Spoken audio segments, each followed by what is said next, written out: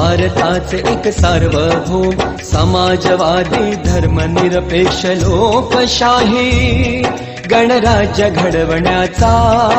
व त्याच्या सर्व नागरिकास सामाजिक आर्थिक व राजनैतिक न्याय विचार अभिव्यक्ती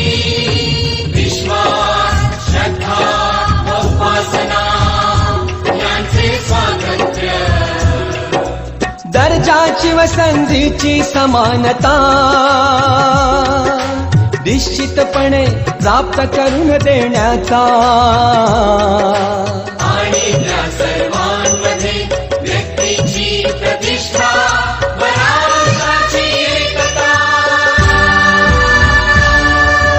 आणि एकात्मता यांचे आश्वासन देणारी बंधुता प्रवर्धित करण्याचा संकल्पपूर्वक निर्धार करून